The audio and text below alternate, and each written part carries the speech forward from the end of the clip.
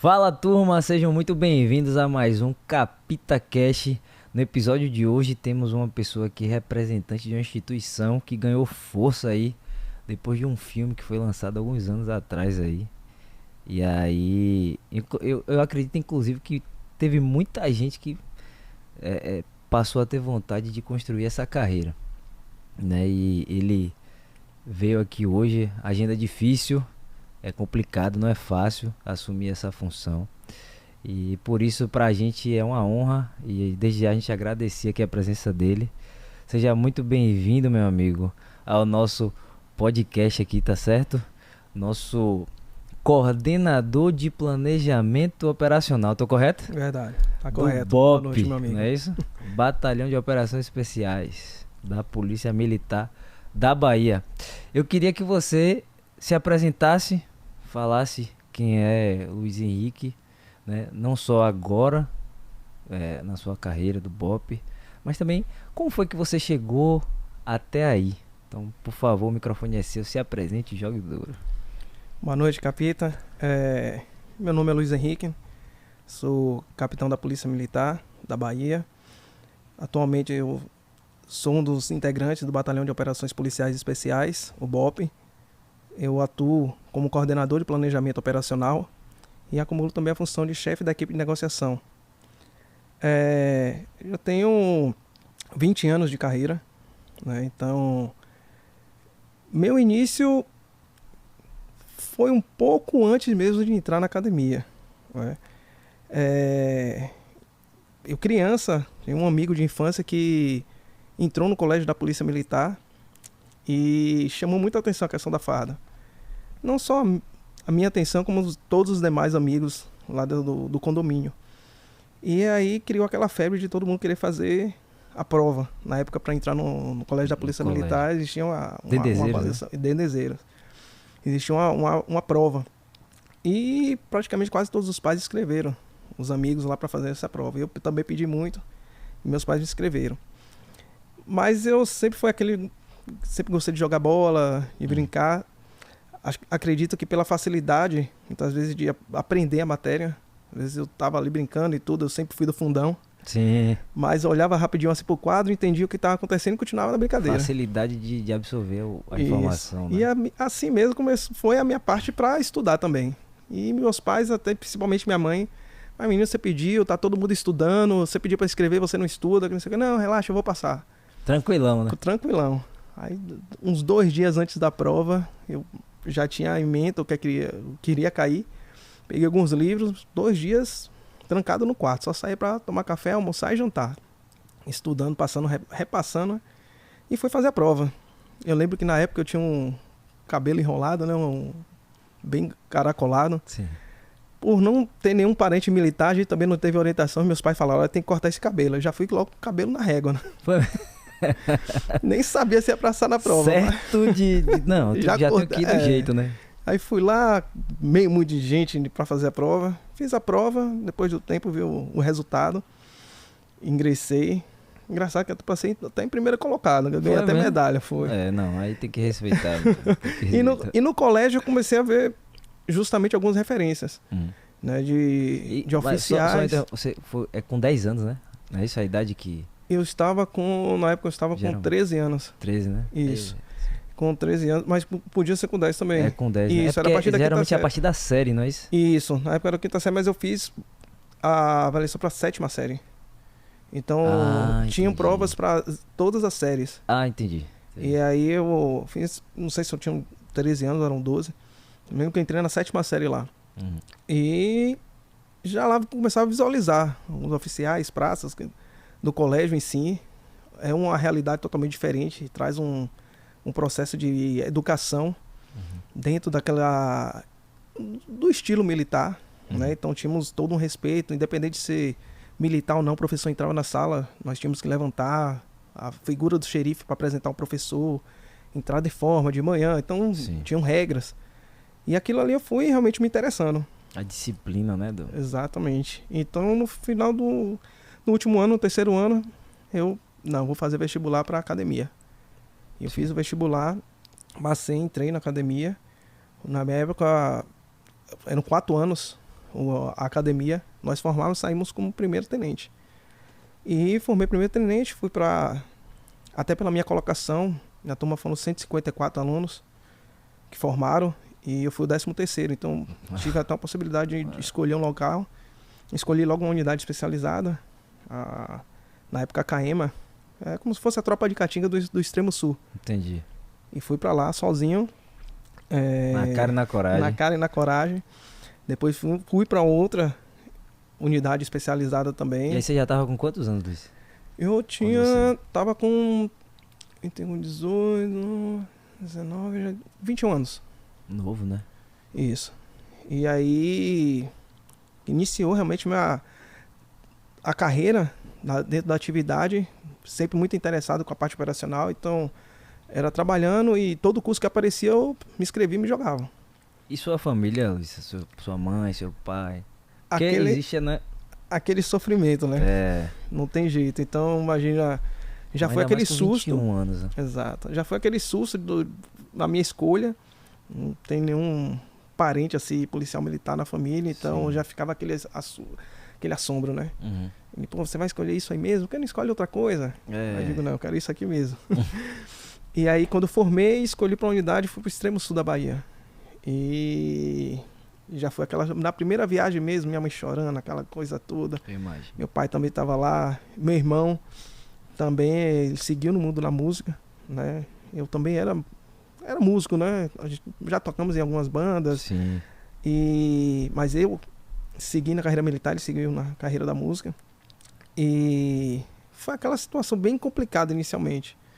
Mas depois eu não digo que se acostumaram, mas a cada ocorrência sempre o coração trava deles, né? Ficam naquela situação toda, mas fui buscando me especializar cada vez mais dentro das atividades, os cursos iam aparecendo, sempre me jogando nos cursos, então veio a questão do casamento também, aí já entra mais uma pessoa para sofrer nesse processo, que é a esposa.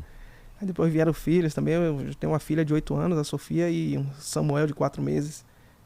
Então, essas especializações, muitas vezes curso, por exemplo, curso de operações especiais, para habilitar ser do BOPE, a duração de 5 meses. Muito tempo, né? Então, foi um período que minha filha nasceu, eu não vi nascer. E você sai praticamente do mundo. Fica 5 meses. E não é feito aqui, né? Não, foi feito aqui? E após esse longo período de curso, com pouquíssimas liberações, coisa de libera no sábado de noite para domingo, já está se apresentando. Cedo. Não, de noite mesmo, você já está se apresentando só para você pegar algum tipo de material e retornar. Entendi. E não são pouquíssimas liberações. Então você praticamente se desliga do mundo para se especializar para algo que é muito específico. Não tem como todo mundo na corporação ter esse tipo de especialização. E é muito complicado também. Meu curso começaram com 92 integrantes e formaram 18. Então é algo muito restrito, muito complicado para a atividade em si. Mas é a atividade que eu gosto, né? A corporação, gosto muito da minha profissão, sou apaixonado pelo que eu faço. Não me vejo em outra profissão fazendo outro tipo de atividade ou trabalho.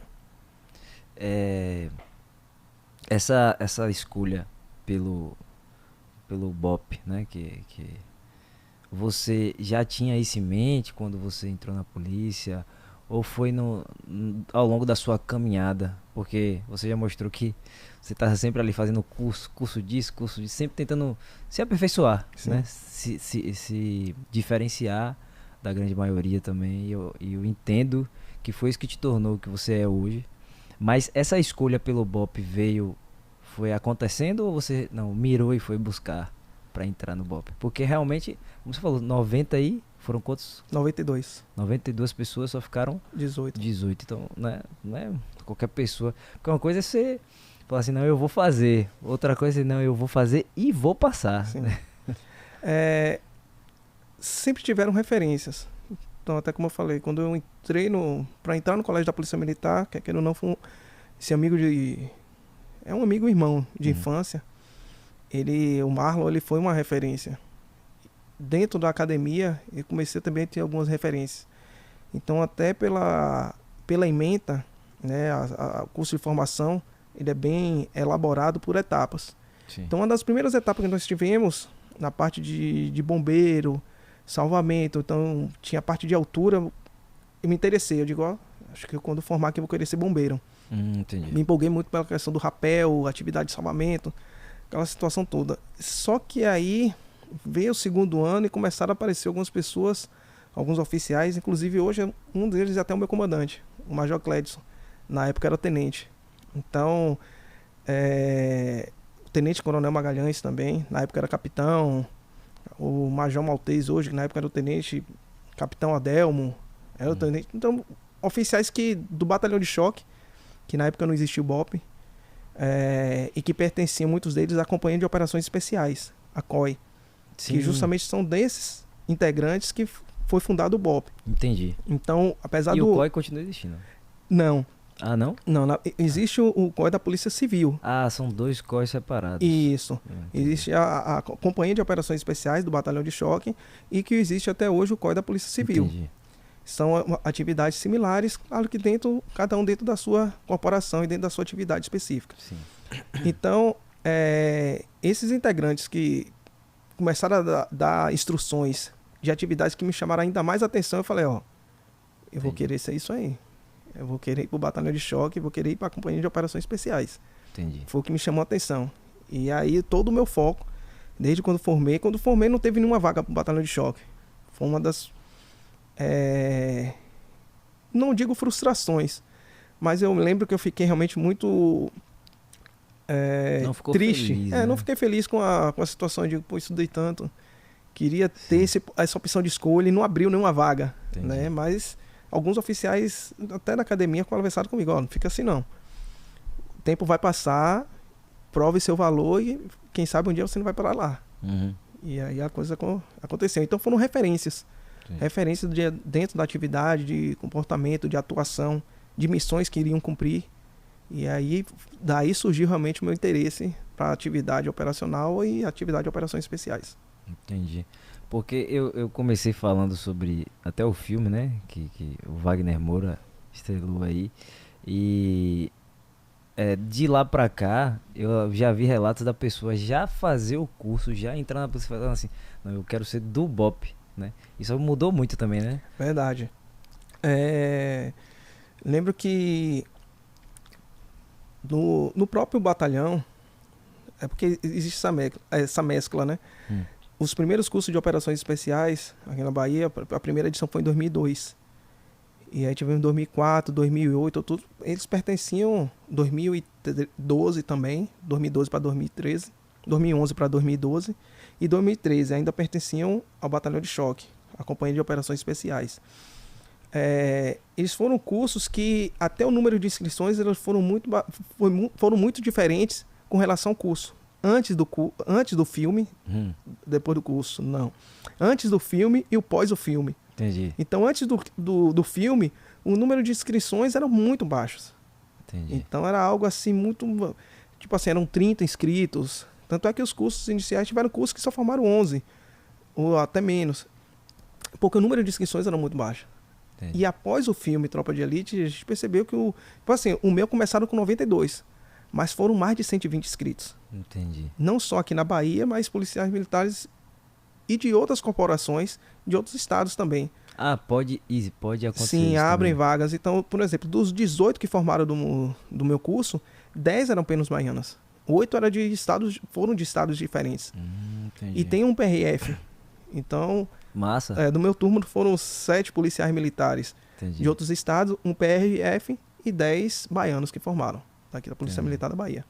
Foi uma virada de chave, né? Sim. Mas eu não sei se a opinião de vocês que está lá dentro da corporação entende isso, mas assim, eu acho que você não acha que esse número baixo também de inscritos tem a ver também com a informação do que era o BOP, do que se existia o BOP? Porque eu, salvo engano, eu nem conhecia antes do filme Sim. o BOP. Você viu aquele filme, a faca na caveira, aquele negócio, o carro preto, né? O caveirão, tal, né? E eu, salvo engano, eu não conhecia. Então eu acho que também a questão da informação abriu também, né? Não, bastante. A força da mídia ela é surpreendente. Então, após o filme, literalmente essas atividades de operações especiais ela ficou muito mais conhecida. E várias unidades no Brasil também. Sim. Tanto que muitas vezes quando se falavam de BOPE, as pessoas pensavam que era somente a BOPE do Rio. Tanto verdade. É que foi uma coisa que você falou. É verdade. Fez o curso fora, não. O curso foi aqui. Entendi. Então existiam praticamente todos os estados sempre tiveram essa atividade de operações especiais. Muitas delas tratavam literalmente com o nome de companhia. Então, companhia de operações especiais. Algumas eram companhias independentes de operações especiais, as CIOs. E com a força do filme, aumentou a probabilidade, inclusive, dessas companhias se tornarem batalhões. É porque ainda tem isso, né? É a mudança, né? Isso. Para vocês entenderem um pouco assim mais, vamos dizer, a companhia é como se fosse uma loja de um shopping. Então, deixamos de ser uma loja de um shopping para nos tornarmos um shopping. Entendi. Perfeito. Então, aconteceu isso no Brasil. Então, várias companhias que eram atreladas a batalhões, normalmente batalhões de choque, elas passaram a ter autonomia através de decretos e se tornaram batalhões. E aí, Batalhão de Operações Policiais Especiais, BOP. O nome e a marca em si ficou muito forte, principalmente depois do filme Tropa de Elite. A gente que é leigo, né? Que não sabe, percebeu isso, imagine lá dentro. Até a questão da gestão interna deve ter sido... Deu um trabalho, provavelmente, né? Porque você tinha X policiais e você passou a ter não sei quantos X policiais, né? Então até acho que a gestão também mudou. E essa distribuição lá dentro, Luiz? Porque você hoje é o coordenador do planejamento operacional. Chefe da equipe de negociações, não é isso? Então lá dentro também existe uma divisão de atividades, é isso? Sim. De funções, né? Isso. E como é que como é que, digamos, você escolheu ir para isso ou você é determinado a assumir essa função? Como é que funciona isso? Vamos lá. Existe a questão hierárquica, né, dentro do batalhão, que é natural. Então, hoje temos um comandante, que é o Major Clédson. Temos o subcomandante, que é o Major Boaventura. E dentro dessa linha hierárquica, eu sou o terceiro. Então, hoje eu sou o capitão mais antigo dentro do batalhão. Então, hoje eu assumo a coordenação de planejamento operacional. Eu já estou nessa função há um pouco mais de 3 anos. Então, o batalhão iniciou com o atual comandante-geral da Polícia Militar, o coronel Paulo Coutinho. Na época, ele tenente-coronel. Então, ele recebeu isso como missão, ele era o comandante do batalhão de choque, recebeu como missão ser o comandante do batalhão de operações policiais especiais, até por ser operações especiais. Então ele foi o primeiro policial militar a fazer um curso de operações especiais fora do Brasil. Ele fez no Chile, no golpe do Chile, com duração de 1 ano. E com essa especialização, ele se tornou o nosso primeiro comandante. Na época, ia descendo um pouco essa cadeia, né? O major, hoje que é comandante, era o subcomandante. Tínhamos o Major Cardoso, que hoje é o comandante da Rodesp Leste, mas ele era o coordenador de planejamento operacional. E eu era o responsável pela parte de instrução.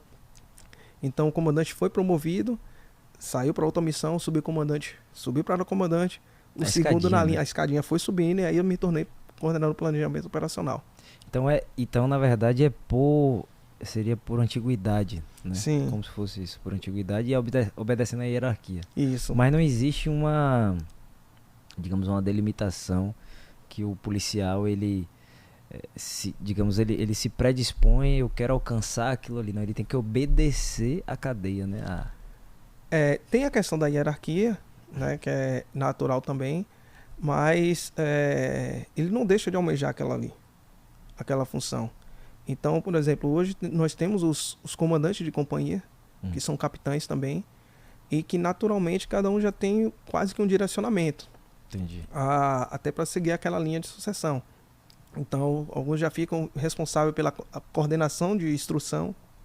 Tem outros que, como comandante de companhia, já tem um que tem um pouco mais de aspiração para a área de financeira, que é justamente a nossa CSO, a coordenação de suporte operacional, que é parte lida com licitações, e tem outro que já tem um pouco mais de direcionamento para a coordenação de planejamento operacional. Então, meio que já vai sendo trabalhado essa sucessão. Tem outros que vão para acompanhante bombas, então cada um tem dentro do seu entendimento dentro das suas especializações também e até dentro do seu traço nesse segmento. Então tem o perfil, né, que é o traço que você falou, e tem também assim a questão que você vai procurando se especializar naquilo, né? Então no seu caso você procurou fazer cursos, enfim, para áreas voltadas para negociação, né? Da mesma forma que o financeiro procurou fazer um curso de contabilidade, um exemplo. Em licitação, então existe realmente essa questão até do perfil para darmos um direcionamento. Por exemplo, hoje eu sou chefe da equipe de negociação, negociador também formado, mas quem enxergou primeiro esse perfil foi o nosso atual comandante-geral, Coronel Paulo Coutinho, quando ele, na criação do BOPE, estava com os oficiais que estariam justamente nessa lida, e depois de definir algumas funções, até por conta da hierarquia, ele olhou para mim e falou assim, ó, quero que você abrace a questão da parte de gerenciamento de crise.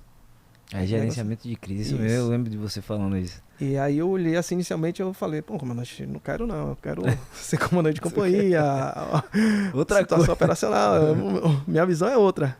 Aí ele falou, ó, é pelo perfil, abraça a missão, veja, vai dar certo. E aí realmente eu passei a ter um direcionamento. E ele tem uma visão, né, mais apurada de muito todo apurada, mundo, né? Muito apurada mesmo. E foi justamente um perfil para dar esse direcionamento. E aí realmente eu passei a focar, porque outros cursos também acabei realizando, não somente de operações especiais, mas depois eu fiz o curso de operações paraquedistas, fiz o curso de técnico explosivista, então também sou explosivista, dentre outros. Mas após esse direcionamento foquei um pouco, muito mais na parte de negociação, e hoje realmente é o foco dentro da minha parte operacional. Entendi. Então eu lido com a parte de planejamento operacional, que trata não somente do planejamento das operações, mas outras demandas administrativas, e operativamente hoje minha saída do batalhão para as situações operacionais é mais direcionada à parte de gerenciamento de crises e negociação. Entendi. E como foi assumir esse desafio, assim, quando você falou, não, vai lá, testa e vê. Como é que foi para você assumir esse desafio? Foi tranquilo? Você pensou? Porque a gente sabe que a carreira militar também tem muito disso, você pode me corrigir se eu estiver errado, mas uma delimitação é uma missão, né? Meio que a gente, não, eu tenho que assumir, vou assumir, vou abraçar e missão dada missão cumprida. É missão cumprida. E foi dessa forma mesmo. A partir do momento que me pagou a missão, busquei focar mais ainda nessa parte de gerenciamento de crise, principalmente na parte de negociação também.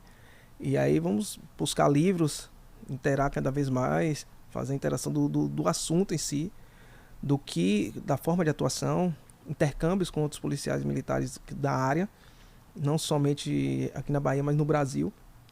E aquilo ali foi tomando um gosto de tal forma que eu não posso nem dizer que se tornou uma cachaça porque eu não bebo, mas se tornou realmente algo muito prazeroso. Entendi. Então o que começou realmente com a questão de uma missão não era algo que eu almejava, mas hoje realmente, e depois que comecei a perceber realmente até algumas coisas da fala dele, aí a gente vai buscando um pouco da nossa infância. Na infância, desde pequenininho eu era talvez aquele que mais organizava as brincadeiras. Sim. Às vezes tinha uma briga, eu meio que apaziguava.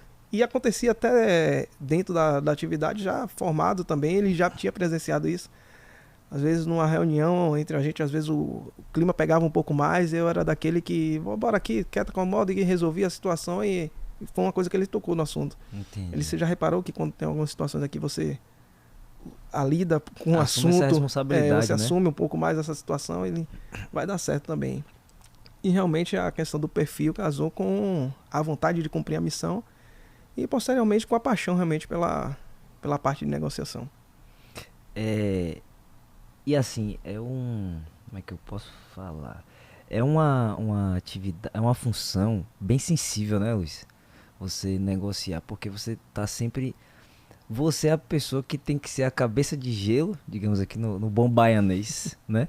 Cabeça de gelo no momento em que tá todo mundo pegando fogo. E às vezes até o seu colega de policial militar que não é daquele perfil, ele já é mais um perfil mais explosivo, porque tem que ser, inclusive, né? Sim. Tem o direcionamento que você falou. Então, assim, é algo... É difícil, né? Não é fácil. Você já incorporou isso, mas, assim, não é pra qualquer um, né? Conte um pouco aí desse dia a dia, dessa rotina. Como é que é isso? A atividade realmente a lidar com a parte de negociação em ocorrência de crise, realmente não depende somente da parte técnica, das ferramentas de especialização. Elas são fundamentais. Mas o seu perfil e o seu entendimento da sua missão ali, elas vão contar bastante. Então, é como você falou, a situação de crise, a ocorrência de crise são situações extremas, que ela vai exigir uma resposta diferenciada para a solução daquilo ali. E precisa de uma solução diferenciada. Nós, quando saímos do batalhão, a sociedade está sofrendo algo, mas nós costumamos dizer que nosso principal cliente é o policial militar. Porque nós saímos conforme a demanda. Então, tipo assim, o policial militar que está no policiamento ostensivo, ele se depara inicialmente com aquela ocorrência, que é o primeiro interventor, chega a um determinado ponto, ele não possui a especialização, não possui o treinamento, nem os equipamentos específicos para resolver aquilo ali. E nós saímos justamente para ajudar aquele policial militar, aquilo tudo que está acontecendo. Entendi. Então, chegamos para uma ocorrência daquela e cada um tem que realmente ter o seu foco. Então, o grupo tático está observando sempre por onde vai entrar, demais outras situações, atiradores, cada um vai ter o seu foco. E a equipe de negociação, realmente o foco que é uma das alternativas táticas, né? O foco é que traga a solução para a ocorrência com menos danos. E nosso foco é justamente tirar aquelas pessoas que são tomadas de refém sem nenhum tipo de dano. E a forma mais tranquila, com maiores probabilidades de êxito de acontecer, foi justamente com a solução negociada. Então é algo que nós focamos muito nos objetivos do gerenciamento de crise, que é justamente preservar vidas e aplicar a lei. Existem técnicas dentro daquele processo. Realmente precisa ter um certo nível de paciência, um pouco mais. Algumas pessoas até falam, parece que você é raciado com Jó. Bom demais. É verdade. E alguns até me questionam, vê, cara, depois que acontece aquilo ali, você não sai chateado, querendo... Eu digo, não, eu fico ali com o sentimento de dever cumprido. As pessoas... Fica até feliz, né? Você sorri à toa, inclusive, né? Verdade. Então, o número de pessoas que nós já conseguimos salvar em ocorrências dessa natureza foram mais de 80 pessoas.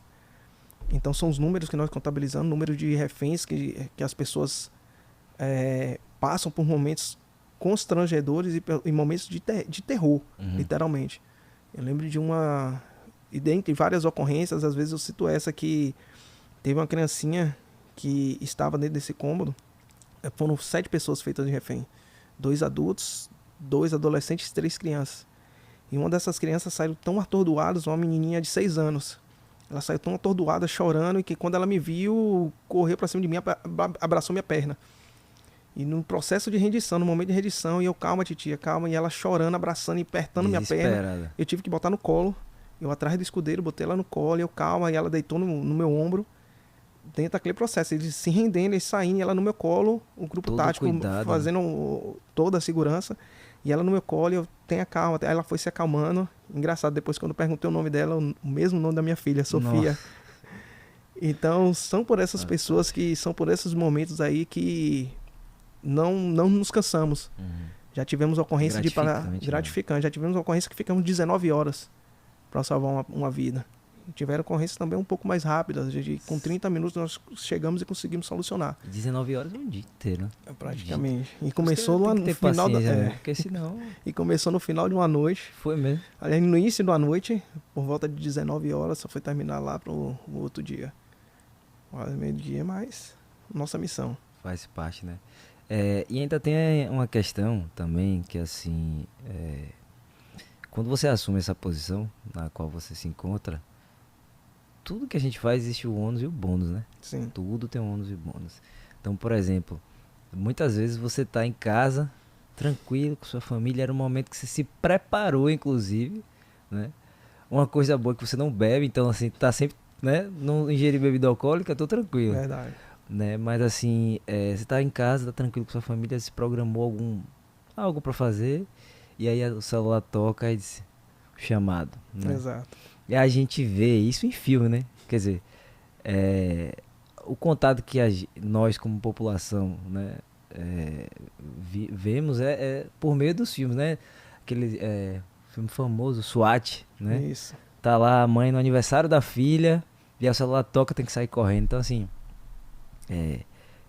as pessoas que querem assumir essa função também tem que entender que não é só o glamour, porque tem um glamour, né? A farda, é a pistola, a posição de dizer eu sou do BOPE, tem uma série de coisas. Mas também tem um ônus, né? Dr. Ricardo, o delegado policial que esteve aqui com a gente, é uma coisa que ele tava falando, né? Ele fica às vezes assim, chateado que as pessoas estudam para o concurso, passam, viram delegados e simplesmente era só para ter uma carteira, para se dizer delegado e para andar com a pistola na cintura. Verdade. Então, assim, é uma atividade de extrema responsabilidade, né? Você tem que ter essa consciência, né? Se você quer entrar no BOPE, você vai se dedicar, que não é fácil, não é para qualquer um. Mas lembre-se, grandes poderes são acompanhados de grandes responsabilidades, né? Você disse bem, e é uma realidade. Então, muitas vezes a gente escuta aquela frase, a gente não sabe se a vida imita a arte ou a arte imita a vida. Então, muitos filmes que tem toda aquela parte hollywoodiana, mas elas trazem relatos que acontecem. Eu já saí no meio do aniversário da minha filha para atender uma ocorrência. Eu já saí da casa de amigos em churrasco com a família e tudo, e o celular tocar e ter que sair. E muitas vezes deixar a esposa, filho, para os amigos levarem de volta para casa, porque eu tive que sair. Já tive situações de uma vez pegando minha filha no colégio, levando para casa, tem um acionamento, tem uma ocorrência, no meio do caminho eu deixei na casa de um casal de amigos. Tem que encontrar uma saída ali, né? E a viatura já estava seguindo já para me pegar, deixa o carro ali e a esposa depois foi buscar a nossa filha. Então existe essa situação. Dos poucos momentos, eu costumo dizer, eu parei até de falar isso aí, de às vezes pensar um momento de folga. Muitas vezes as coisas acontecem até no dia que será que eu vou conseguir tirar uma folga hoje? E aí vai, toca a ocorrência. Eu me lembro de uma que teve uma ocorrência na Magazine Luiza. Uma vez. Sim, eu lembro. Foram 26 reféns ali. Eu lembro. E que foi um dia que eu tinha muito estressado, cansado. A comandante mesmo tinha assim, amanhã tá tudo ok, tá tudo tranquilo aí, amanhã não precisa vir não, dá uma relaxada. Beleza, tinha acordado de manhã, dei uma nadada e tudo, fiquei conversando com uns amigos aí, o telefone tocou. E aí a ocorrência, sai de casa e parecia um filme de Hollywood, porque cheguei no meio do caminho, tava tudo travado, não conseguia de carro e eu não conseguia passar. Teve que descer do carro. Eu olhei pelo retrovisor, vi um motoqueiro vindo, sinalizei já com a carteira na mão, e aí falei com ele, cara, aqui eu sou policial militar, sou do BOPE, sou negociador, tá tendo ocorrência lá, por isso tá tudo travado. Tem como você me levar? Na hora, não, consegui encostar o carro, deixei numa loja, fechei tudo, ele me botou na garupa e me levou pra... Aí, quando eu saí, que eu desembarquei, todo mundo chegou por onde? Eu digo, o motoqueiro me deixou aqui. Arrumei uma saída. Arrumei uma forma de chegar aqui. Então, o dia a dia também, minha rotina, quer queira ou não, ela é muito mais restrita do que qualquer outra pessoa. O policial militar em si já é restrito, tem uma vida já mais restrita. Pela minha função, que muitos, até meus familiares também falam, poxa, todo mundo do BOPE ali tá com o rosto camuflado, tá com o rosto ali com balaclava e tudo, e por que você? Eu digo, como é que eu vou chegar para negociar com alguém? Então, quer queira ou não, a imprensa tá fazendo o papel dela, filma, meu rosto, às vezes, principalmente quando tem uma sequência, fica muito batido. Então, já tiveram situações, por exemplo, do glamour que você falou, de eu chegar no mercado, já tiveram senhoras que falaram comigo assim, baixinho, encosta assim, você é aquele policial militar, né, aquele negócio. Aí ela, posso lhe dar um abraço? Eu digo, pode. Mas ainda bem que ela teve esse cuidado, né? Mas assim como tem, eu também, eu sei que existem pessoas que muitas vezes estão reconhecendo. Né? Então, Tem que tomar maior Minha vida é cuidado. muito mais restrita, né? Então minhas brincadeiras são em casa ou na casa de amigos, às vezes um shopping, então é uma coisa muito mais fechada, mais restrita, por ter um rosto um pouco mais conhecido. Uhum. Então tem a questão do ônus e o bônus também. É. E é exatamente essa questão que depois do filme todo mundo. Eu quero ser do Bop, sim, mas tá. Porque você vê o filme, aquela coisa, né? Não vai subir ninguém, aquela coisa bonita, assim. Inclusive o filme até relata os problemas Sim, internos, problemas pessoais, enfim. Mas você tem que saber que não é hollywoodiana a vida, né? Do Bop. Então, acho que também tem que existir esse papel, né? De mostrar, educar aqueles que estão buscando, almejando essa função, essa atividade de que tem o bônus e tem o ônus, né? nós costumamos dizer lá no batalhão que a rotina de OE, a rotina de operações especiais, ela é muito mais difícil do que o curso. Então às vezes parece até algo assim, não, aí tá pagando mistério, né? O curso realmente é muito difícil. O curso vai exigir não somente a parte física, mas o psicológico ele é testado a todo instante. Uhum. Então, não é uma questão de se tornar a seletividade não é que trouxer os melhores. Não é isso que a gente preza, não é isso que a gente trabalha em nossas mentes. Mas são pessoas que realmente enxergaram que podem fazer aquilo ali. Então já tiveram policiais, tanto no meu turno, como até em outros cursos que eu participei como instrutor, e que saíram do curso por enxergar, não, não é isso aqui que eu quero não. Muitas vezes foram com aquele sentimento de, pô, vou vestir o preto, vou botar uma caveira no peito, aquela situação toda assim, mas aí percebe no meio do caminho, não, não é bem isso aqui não. E são excelentes policiais, atuam muito bem dentro das suas áreas, mas perceberam que na atividade de operações especiais não se daria muito bem. A própria rotina, a vida de comprometimento extremo. Então, o policial do BOP é aquele que cumpre a sua escala de serviço e muitas vezes no outro dia, em vez de ir para casa descansar, às vezes ele tem que ficar para um treinamento específico nosso, às vezes ficar para dar instrução para outros policiais militares de outras unidades. Nós recebemos muita demanda. Então, nossa demanda não é somente as atividades operacionais, mas o número de policiais que são instruídos lá no BOP é realmente muito grande. Já tivemos um ano e que foram mais de 4.000 policiais militares que passaram lá no BOP para ter instrução. É um número Instruções, altíssimo. instruções diversas, não somente de tiro, mas instrução de patrulha. Tivemos agora um curso de multiplicadores de APH tático, né, justamente esse primeiro atendimento, atendimento pré-hospitalar, Entendi. o de combate, para que policiais militares possam, inclusive, evitar a sua morte, né, ou de amigos, companheiros de farda, durante o confronto. Entendi. Então, ter aquele primeiro atendimento, que é essencial, muitas vezes é o que vai salvar O que aquele salva, policial. né? Então, são cursos que nós vamos ministrando e justamente depende desse comprometimento do policial. Então, ele praticamente esquece o que é... O policial militar em si, ele já tem ele não tem escala de feriado, não tem o final do ano, ele tem a escala de serviço.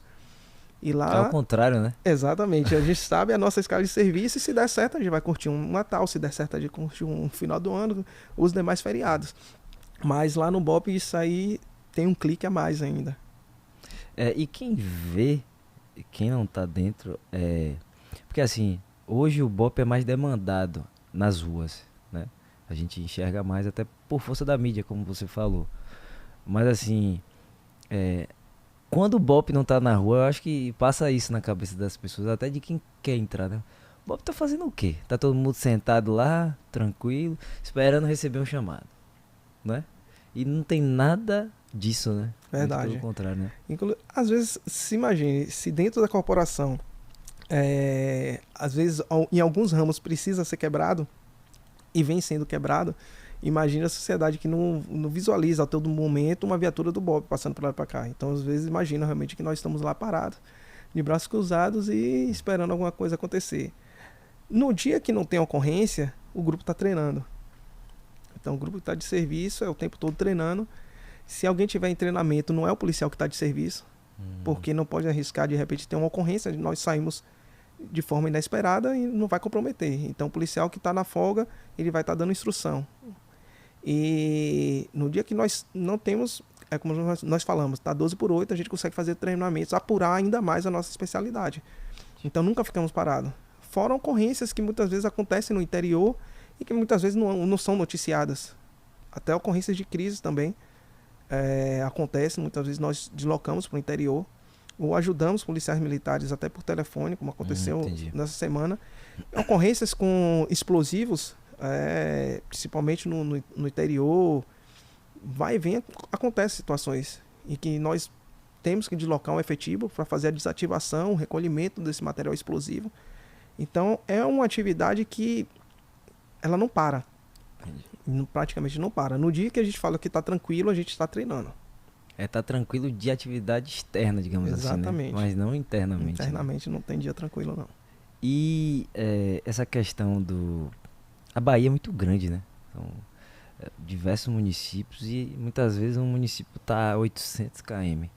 Como é que o BOPE lida com isso? Depende da situação. Algumas vezes vocês deslocam, outras vezes só por telefone. Como é que é essa, digamos assim, fazer a gestão na Bahia, que é um estado único no país, né? Verdade. Contamos muito com o apoio do grupamento aéreo, o GRAE, para alguns deslocamentos são realizados ou por helicópteros ou por aviões do grupamento aéreo. O GRAE é uma grande força para fazer a atividade de operações especiais chegar em determinados locais. Tem sido aprimorado também muito a questão do paraquedismo, o salto livre operacional, para que possamos utilizar também essa ferramenta, porque já tivemos ocorrências em que deslocou com a aeronave, aí depende de um local para o pouso, e a ocorrência às vezes está a 50 quilômetros do local. Então contamos com o apoio de viaturas ali da região para ainda pegar o nosso efetivo e deslocar. A logística é complicada, né? Você tem que pousar, depois pegar um carro até chegar, né? Exatamente. Então vem sendo treinado também a questão do salto livre operacional para algumas demandas não precisar estar tão longe do ponto da operação. Deslocamos também com viaturas. Tem algumas situações que, por exemplo, na madrugada, que não tem como deslocar o grupamento aéreo para fazer essa ponte. Já tivemos ocorrências que fomos deslocando. A cada local que chegava, cidade que deslocava, paravam, pegava sinal, eu ligava, e aí a situação tá como? Tá assim, aí a gente orientando, faz isso, isso e isso. E aí tá surgindo efeito, tá. Já tivemos uma ocorrência que no meio do caminho, chegamos na cidade, ligou, deu certo aqui, o pessoal vai começar a se render agora. E aí se renderam e aí voltamos. Isso aí na madrugada. Só um passeio. Foi só um passeio. Tipo assim, um passeio de 200 quilômetros indo e 200 quilômetros voltando. 400 km. E de noite. E de noite, foi na madrugada. Ainda tem isso, né? E às vezes ou você tava em casa, ou você tava no batalhão. Quando tá no batalhão, digamos, menos mal, digamos assim. Mas, né, ter que sair de casa, não. Aí já prepara a mente, né? Tem tudo isso, né? Exatamente. O telefone toca...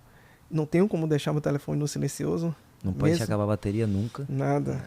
Já tenho toda uma rotina para o celular não descarregar.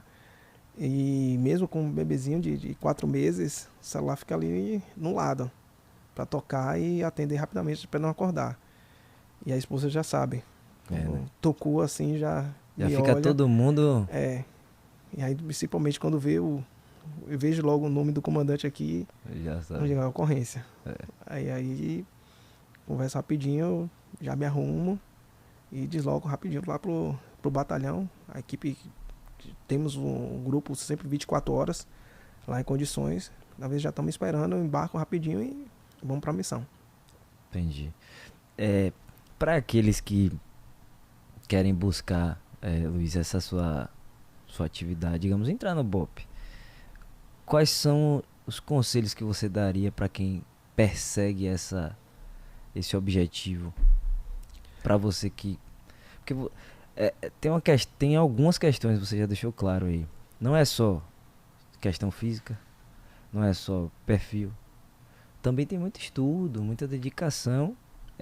de leitura mesmo, né? De atividades que geralmente quem pensa no policial, o cara tem que correr, o cara tem que malhar, o cara tem que comer bem, saber atirar, né? Verdade. A cabeça eu acho que é mais voltada pra isso, mas não, tem uma série de... Literalmente, para seguir esse caminho, realmente a gente tem que se dedicar até um pouco mais. Então, um dos primeiros quesitos é você ser policial militar. Então, a pessoa que queira ser um dia integrante do BOPE, inicialmente estudar, é um concurso que vem a cada ano sendo mais concorrido, tanto de oficiais como de praças, para ingressar nas fileiras da corporação. Após essa formação básica, né, que formar um praça, um soldado da Polícia Militar, um aspirante a oficial, ele tem que ter um período mínimo de 2 anos para que ele possa se inscrever no curso de operações especiais. Inclusive, nós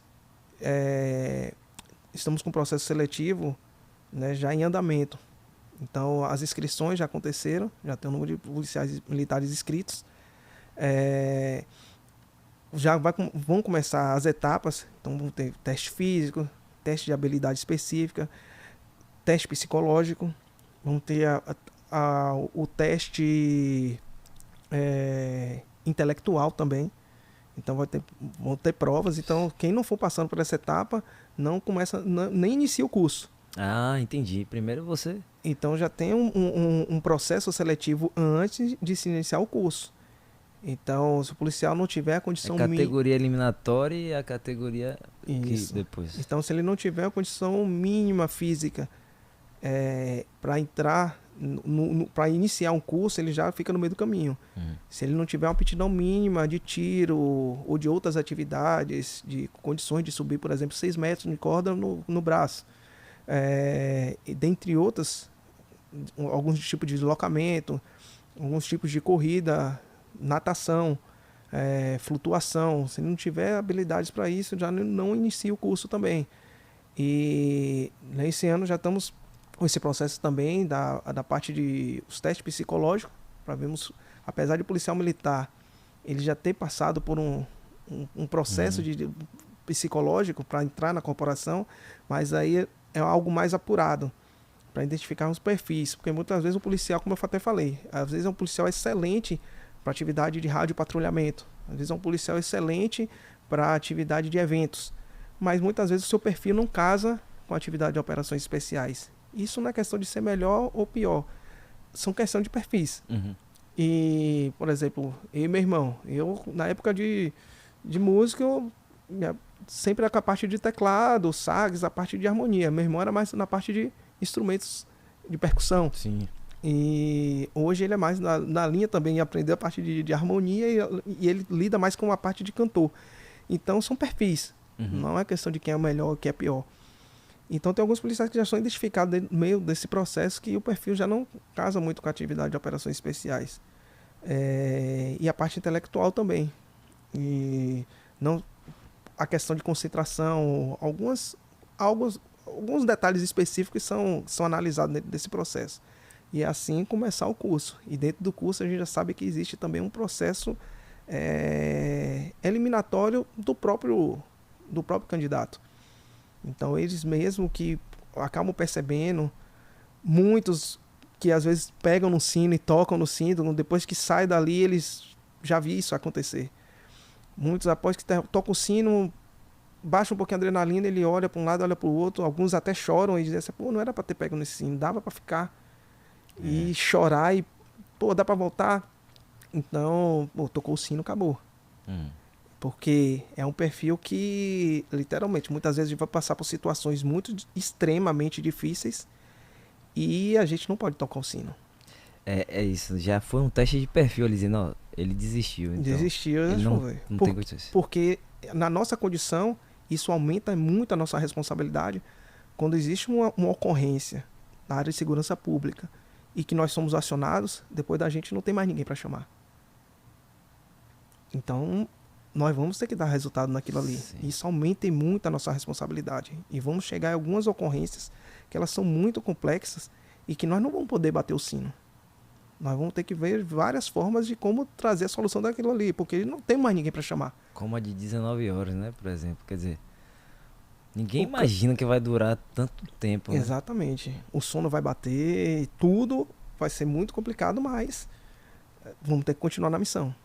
Então são alguns detalhes dentro da atividade em si que é necessário para essa atividade de operações especiais.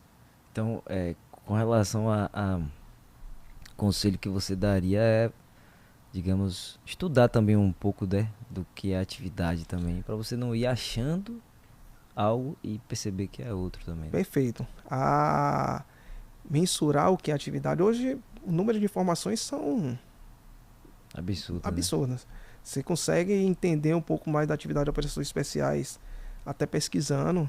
Consegue ver alguns vídeos de formação, não somente da Bahia, mas no Brasil, de cursos. Tem uma ideia mais ou menos do que pode acontecer naquilo ali, que são feitos vídeos. Sim. Então eu me lembro que na minha época para fazer o curso, eu tinha um curso, teve um curso anterior, em 2018, de 2008, que fizeram um vídeo. Então mostrava algumas etapas do curso e eu assistia aquilo ali parecendo doido. Teve um Pra poder caveira. pegar o máximo detalhe Exato. possível, né? Não, e fortalecer principalmente o meu sentimento Entendi. de que se era aquilo realmente que eu queria. Então, eu dentro do curso, em momento algum passou em minha cabeça tocar naquele cinto. Por mais dificuldades, por mais momentos cruciais que passaram ali, foram momentos muito difíceis. Até com o nascimento da minha filha mesmo, que eu sabia que tinha probabilidades enormes e como aconteceu de não ver o seu nascimento, e é único, eu estava com a cabeça preparada. Então ela nasceu, quando teve uma primeira oportunidade de uma liberação rápida, eu consegui, vi rapidinho minha filha, menos de 24 horas, você carregar sua primeira filha no braço, aquela situação toda, e você ter o psicológico de dizer, vou voltar. E eu me lembro que no dia que eu fui justamente para voltar, estava me despedindo até dos parentes na sala, minha esposa tinha saído pro quarto. E quando eu chego lá, ela estava chorando, com Sofia no peito, tava mamando na hora. E ela olhou pra minha cara, chorando, e ela falou assim, olha, não saia, não desista, porque senão também você não vai tentar mais outro não. Não saia por nada desse curso. E aí saí ainda mais fortalecido. Imagina. Após aquilo ali, ela falou, eu soube depois, né, que o leite acabou secando pelo nervosismo. E porque acontece realmente isso, né? Aí aquela agonia, e aí tiveram que comprar o NAN na corrida, os familiares foram lá, pegaram. Minha filha fez uma cirurgia pequenininha também, de hérnia. Sim. Eu não soube, só soube depois que terminou o curso. Ela segurou essa batata também pra ela, né? Ficou naquele negócio de... Aí os familiares ficam, não, tem que contar para Luiz Henrique, tem que contar. Ela falou assim, não, possa ser que isso atrapalhe ele no curso. Eu não vou contar. Abraçou realmente a missão. Tanto é que quando terminou, quando eu soube... Antes mesmo de eu saber todos esses detalhes, eu sabia o nível de esforço que ela já fez também. Quando cheguei em casa, com o brevet de metal todo acabado, magro que só, e eu peguei assim, olha, metade desse brevet aí é seu. É verdade. Então, realmente é algo que supera.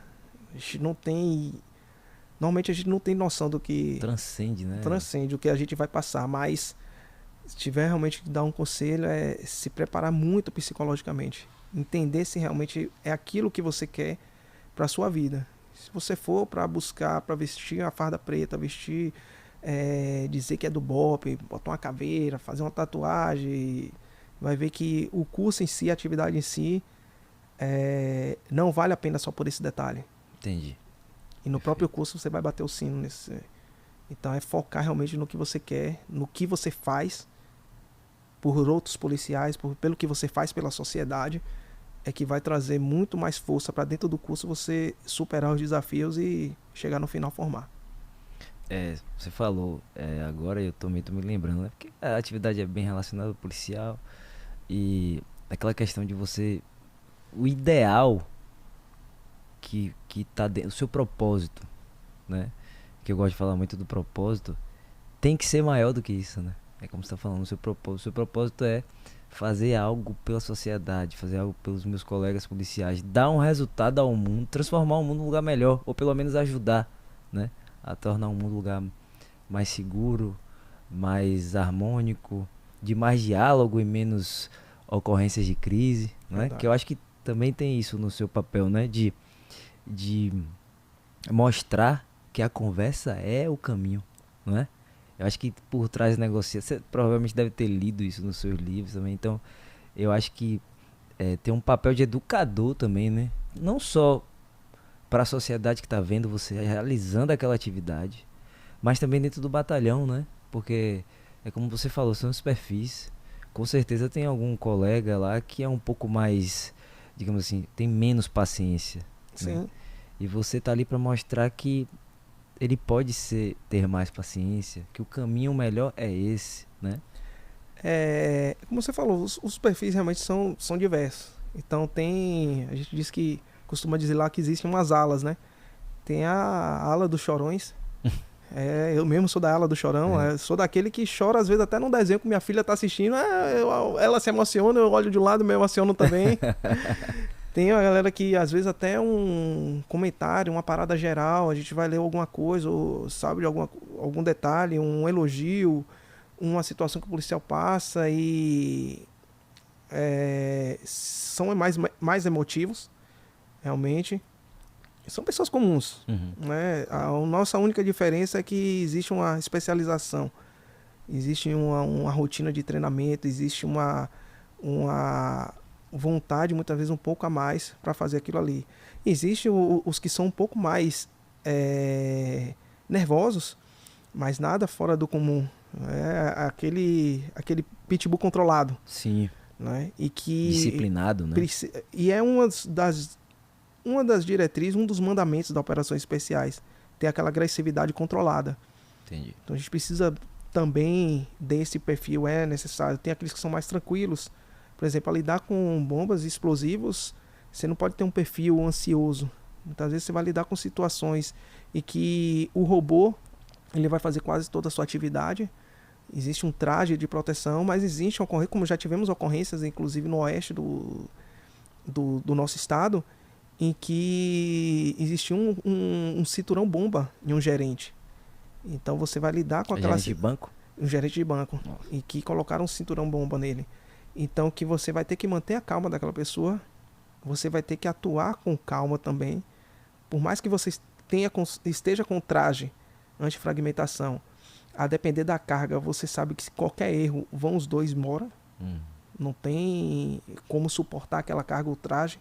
Sabe que o que você está fazendo ali é de extrema delicadeza. E tem que realmente ser um perfil tranquilo. Tem a parte de negociação também. Por exemplo, eu falei de explosivos. Tivemos uma ocorrência uma vez na Unijorge. E que... Sim, eu lembro dessa. Daquela... Inclusive foi uma das ocorrências também que eu estava num momento tranquilo. Foi um domingo. Eu lembro também muito bem. Foi uma vestibular? Não, foi uma prova da OAB. Prova da OAB, isso. E que eu tinha acabado de chegar na casa dos meus pais. Então ainda não tinha nem abraçado meus pais, porque quando você chega com o filho, primeiro o beijo do filho. Tava com a camisa do Vitória, sou torcedor do Vitória, então sempre fui muito de ir pro estádio. Não perde um. Não perde um. Então, tava com o uniforme porque ia ter jogo naquele dia. Sim. Teve jogo naquele dia. E antes mesmo de abraçar meus pais, eu recebi a ligação. E aí eu só falei assim, peraí rapidinho que eu vou aqui em cima e volto. E saí. Não dava pra dizer, eu tô indo ali porque parece que tem um homem-bomba. Sim. Parece que tem um terrorista ali numa... Até você explicar. Eu vou atender. Não, aí não iam deixar nem, iam trancar a porta e não iam deixar sair. É verdade. Chego no local e tudo, como vou fazer a averiguação, eu me lembro que no primeiro contato atrás do escudeiro, eu fui visualizar para fazer esse primeiro contato de verbalização, tava com uma sacola enorme e tinha realmente um colete que pareciam explosivos. E as informações iniciais que ele tinha chegado numa sala com a sacola e abriu o colete e mostrou, quem não quiser morrer, melhor correr. Imagina. E foi aquele pandemônio dentro da Gente, muita gente correndo para todo quanto é lado, as portas batendo, gente pensando que eram tiros de fuzis. E quando eu visualizei, falei a primeira vez com ele com as mãos escondidas atrás da mochila, a mochila enorme. Aí quando voltamos eu virei pro grupo, se aquilo for explosivo e detonar, a gente vai embora. Que é a quantidade que tem ali. A quantidade que tá ali, se for explosivo, Então, tipo assim, ele se tornou um homem da bala de gengibre depois de 3 horas e meia de tensão. Imagina. Então, a pessoa... 3 horas e meia. 3 horas e meia. Longas horas né? e meia de... E que ele formado em Direito, já tinha tentado, acho que a prova da OAB mais de 10 vezes. Nossa. E nunca tinha passado. E aí criou aquela situação ali para que um juiz federal desse uma carta, um veredito para ele. Então, realmente, a situação mentalmente perturbada, complexa, mas que após tudo aquilo ali, após a companhia antibombas passar todo o raio-x, verificar que não eram explosivos, e aí que nós, quando abriram, identificaram a questão das balas de gengibre, aí ficou aquela, homem da bala de gengibre, mas até foram chegar... 3 horas e meia até descobrir que eram balas de gengibre. Porque ali. vocês só tiveram acesso depois que ele se rendeu, Sim, não foi? depois que ele se rendeu e tudo, uma solução negociada, e que o grupo teve que se aproximar também, ele mesmo rendido com a mão para cima, mas É aquela situação. não sabia, são momentos tensos. Se ele baixa a mão ali... O início de uma crise e o final dela são os momentos mais tensos. Em que, literalmente, você não sabe se ele vai cumprir o que está sendo acordado ali. E do outro lado também existe essa preocupação, não sabe se vai ser cumprido o que está sendo dito. Então, quer queira ou não, o nível de adrenalina de todos os campos sobe. E é ainda importante reforçar essa questão de o papel do negociador que vem tentando mostrar tranquilidade de todos os lados. Vai ser cumprido. Calma, e informando quem está fora também, tá saindo. As coisas estão acontecendo. Porque e tudo. Quem tá do seu lado aqui também tá pronto para fazer a proteção, pronto para agir. Se tiver a necessidade de intervir, realmente. Então são tensos. E essa ocorrência também foram momentos de tensões. E vem aquela pergunta depois muitos amigos, aí depois que veio aquele cara ali, não deixou você assistir seu jogo, ele dá vontade de dar umas tapas. Eu digo, não, rapaz, quando termina ali, o sentimento é de dever cumprido. Não fica acho que é uma situação que você deve ter dito, rapaz, é brincadeira, rapaz, meu jogo. E assistir meu jogo, mas meu tá bom almoço, também. não almocei com meus pais, mas enfim. Aí você vai, mas tá bom também, deu tudo certo, né? Tá, com certeza.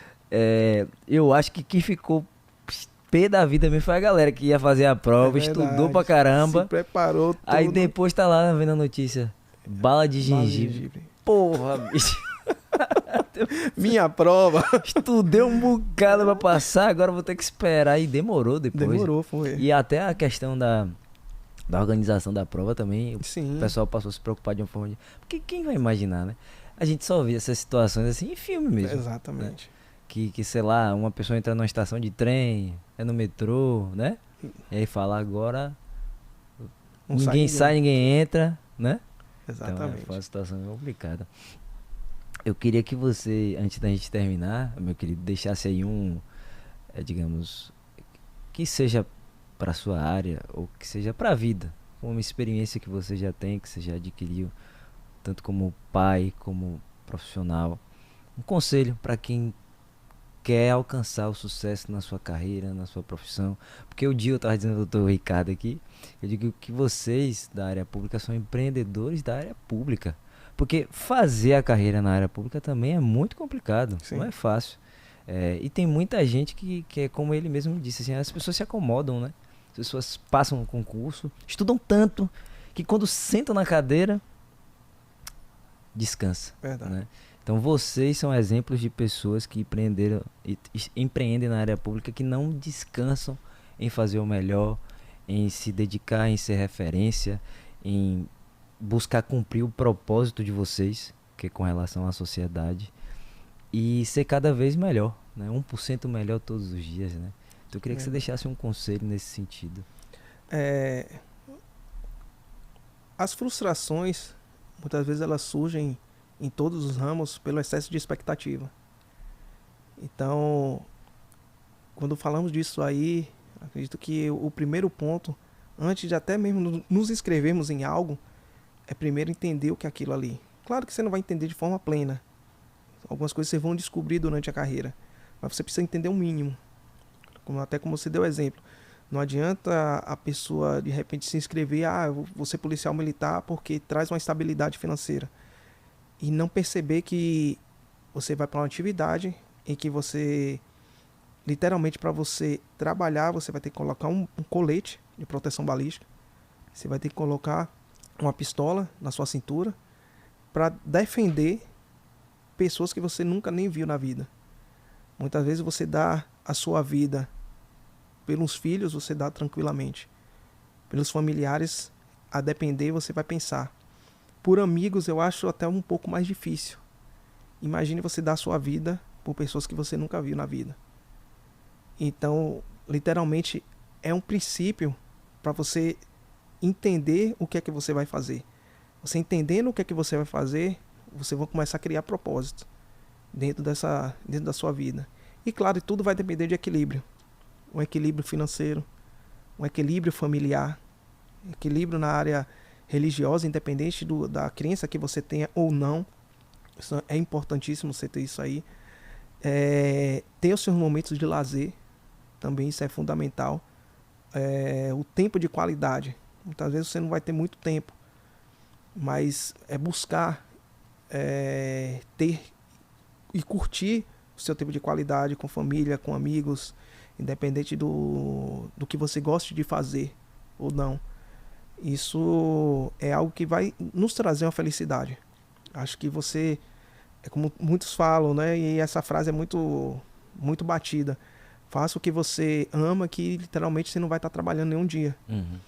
Claro, vão ter momentos, dias mais estressantes, dias mais chatos, dias que você vai deitar a cabeça no travesseiro, muitas vezes até chorar com o que você passou. Mas se você realmente ama o que você faz, no outro dia você vai acordar querendo fazer esse 1% aumentar, ser melhor a cada dia. Renovado. Renovado. Né? E é isso que você deve buscar em todos os ramos.